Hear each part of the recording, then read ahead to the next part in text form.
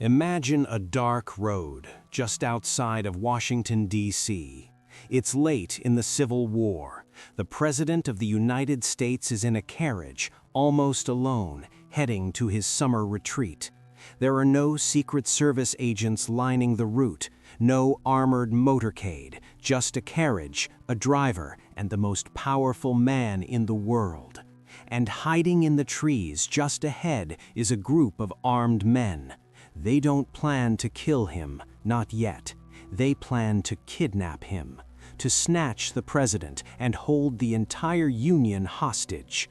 This isn't a movie plot. This was the real plan, and it came terrifyingly, unbelievably close to working. To understand how this was even possible, you have to understand the city of Washington in 1864. It wasn't the fortress you imagine. It was a city bursting at the seams, flooded with soldiers, government clerks, war profiteers, and spies.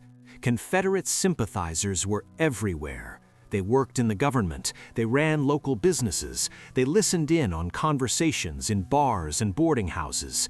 Information was a weapon, and the city was a battlefield of whispers. President Lincoln himself often acted with a shocking disregard for his own safety, walking to the War Department late at night, often with just a single guard, or sometimes none at all. He believed the people were his ultimate protection. That belief would be put to the ultimate test. Every conspiracy needs a mastermind. This one had a matinee idol. John Wilkes Booth was the Tom Cruise of his day. He was handsome, famous, and beloved on stage across the country. But behind the theatrical charm was a burning, fanatical devotion to the Southern cause. He saw Lincoln not as a president, but as a tyrant, a king who was crushing the Southern way of life. While his brothers were famous for acting on the Union stage, John Wilkes felt a desperate need to play a real historic role for the Confederacy. He wasn't content with just speaking out. He wanted to strike a blow so dramatic, so audacious, it would change the course of the war itself. He started small, smuggling medicine, but his ambition and his hatred were growing far beyond that. A plot like this couldn't be a solo performance. Booth needed a supporting cast. He turned to men he knew from his school days in Maryland, Samuel Arnold and Michael O'Laughlin. They were former Confederate soldiers, disillusioned and adrift after their service. Booth approached them not with a plan for murder, but with something that sounded almost like a daring military operation. A capture. He painted a picture of glory, of becoming heroes to the South. They would snatch Lincoln, spirit him away to Richmond, and use him as a bargaining chip to force the release of thousands of Confederate prisoners of war. To these young men, it wasn't terrorism, it was a grand adventure, a way to get back in the fight. They were the first to say yes.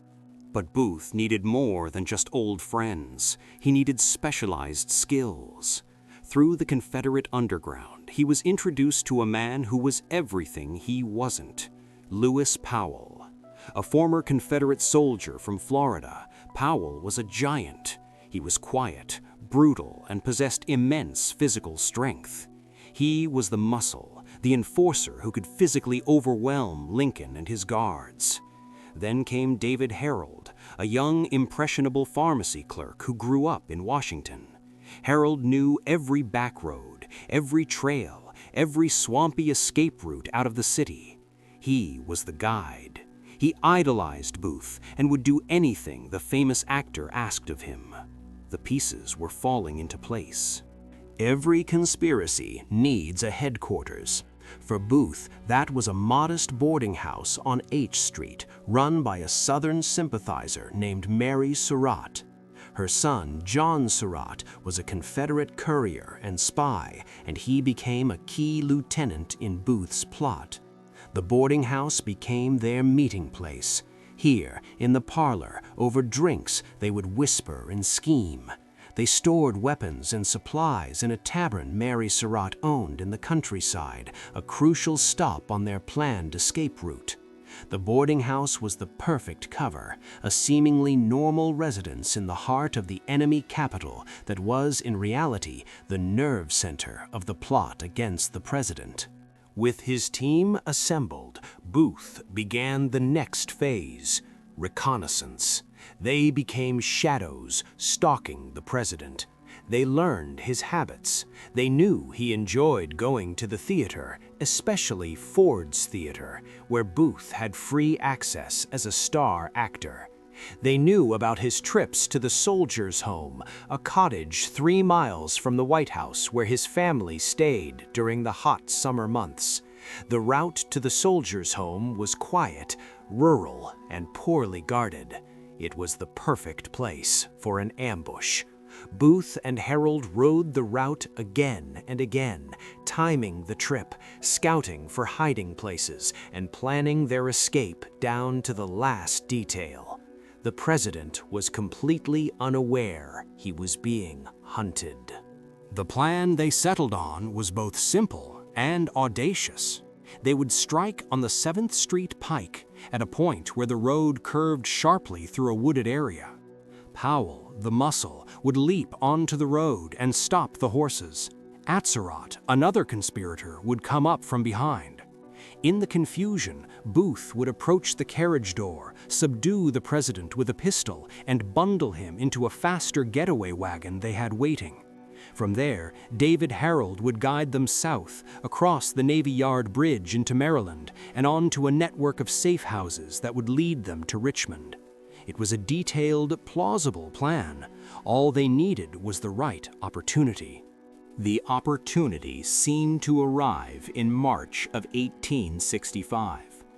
The newspapers announced that President Lincoln was scheduled to attend a play for wounded soldiers at the Campbell General Hospital, which was located on the outskirts of the city, near the very road they had scouted. This was it. Booth gathered his team. The date was set, March 17th. They rode out to a tavern near the ambush point, armed and ready. They waited for the presidential carriage to appear. The minutes ticked by, turning into an hour. The tension was unbearable. They were about to commit one of the most daring acts in American history. Finally, a carriage came into view. It was a fancy one, the kind a president would use. The conspirators readied themselves. Horses tensed, hands went to pistols. This was the moment. But as the carriage drew closer, they saw the face in the window. It wasn't Abraham Lincoln. In a last-minute change of plans nobody could have predicted, Lincoln had decided to attend a ceremony for a group of Indiana soldiers at a hotel in the city instead. The man in the carriage was Salmon P. Chase, the Chief Justice of the Supreme Court. The plot had failed. The conspirators, confused and panicked, scattered into the woods. They had come within minutes of abducting the wrong man, a blunder that would have exposed them all. The failure on March 17th shattered the conspiracy. The group was spooked. The near miss had exposed how much was left to chance. Arguments broke out. Some, like Samuel Arnold, got cold feet and wanted out completely. John Surratt, the valuable courier, was sent away to Canada on Confederate business, removing a key player from the board. Booth's grand, cohesive team was falling apart. He grew desperate, trying to rally his remaining followers, but the momentum was gone. The kidnapping plot, which had been so meticulously planned, was effectively dead in the water. For a few weeks, it seemed as though John Wilkes Booth's historic moment had passed him by. Then, on April 9, 1865, everything changed. General Robert E. Lee surrendered his army. The war was, for all practical purposes, over. Washington exploded in celebration. But for John Wilkes Booth, it was a catastrophe. His cause was lost. His country, the Confederacy, was defeated. There was no longer any point in kidnapping Lincoln to exchange for prisoners. The prisoners would all be going home anyway. The rationale for his entire plot had evaporated overnight. All the planning, the risk, the waiting, it was all for nothing. A normal person would have given up, but Booth was not a normal person. His hatred for Lincoln was now untethered from any strategic goal. It had become personal. 2 days later, on the evening of April 11th, President Lincoln stood at a window of the White House and gave a speech to a crowd celebrating on the lawn. In that speech, he spoke about his plans for Reconstruction, for bringing the South back into the Union. And then he said something that had never been said by a president before. He suggested that some African Americans, specifically the very intelligent and those who had served as soldiers, should be given the right to vote. Standing in the crowd below, listening, was John Wilkes Booth. He turned to his companion, David Harold. His voice was filled with venom. "That means N-word citizenship," he snarled. "Now, by God, I'll put him through. That is the last speech he will ever make." In that moment, on the White House lawn, the conspiracy was reborn. But it was no longer a kidnapping plot. It was now a decapitation strike. Booth's rage transformed the plan into a desperate, vindictive act of terror. He decided he wouldn't just kill Lincoln, he would kill Vice President Andrew Johnson and Secretary of State William Seward as well. He believed that by killing the top 3 men in the line of succession, he could throw the entire Union government into chaos, and perhaps, just perhaps, give the dying Confederacy a chance to rise again. He reassembled the few loyal conspirators he had left: Powell, Harold, and a German immigrant named George Atzerodt. The old kidnapping plan was dead. A new, far more monstrous plot took its place. On the morning of April 14th, 1865, Good Friday, Booth went to Ford's Theater to pick up his mail. The callboard told him everything he needed to know. President Lincoln and General Grant would be attending the show Our American Cousin that very night. It was a sign. He now had the location, the time, and the means. He spent the day preparing. He assigned the targets. He would take Lincoln himself. He sent Lewis Powell to kill Secretary Seward, who was bedridden from a carriage accident, and he ordered George Atzerodt to kill Vice President Johnson at his hotel. The network of spies, the weapons, the escape route originally planned for the kidnapping, it was all repurposed for assassination. The failed plot had laid the groundwork for the successful one. The assassination shocked the world, but it's worth pausing to consider the alternative. What if the original kidnapping plot on March 17th had succeeded? What if they had snatched Abraham Lincoln from that road? The Union would have been thrown into absolute chaos. Would Vice President Johnson have been able to command the same authority?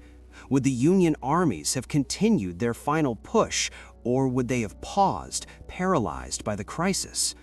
Could Booth have successfully exchanged Lincoln for thousands of veteran Confederate soldiers, potentially re-energizing the Southern armies for another year of fighting? It's one of history's most terrifying what-ifs. A successful kidnapping might not have won the war for the South, but it would have plunged the nation into a constitutional crisis unlike any it had ever seen. And the America we know today might look very, very different. In the end, John Wilkes Booth's plot to kidnap the president failed because of a simple, unpredictable change in schedule. But that failure didn't stop him. It radicalized him. It twisted his grand theatrical plan for a heroic capture into a dark, hateful conspiracy for murder. The story isn't just about a failed attempt, it's about how that failure directly led to one of the most tragic moments in American history. It proves that history can turn on a dime, on a single decision to attend a different event, on a speech given from a window, on the simmering rage of a man who refused to accept defeat. The plot to kidnap Lincoln almost worked, and its failure was ultimately the most fatal mistake of all. What's the most shocking detail you learned about this plot? Let us know in the comments below.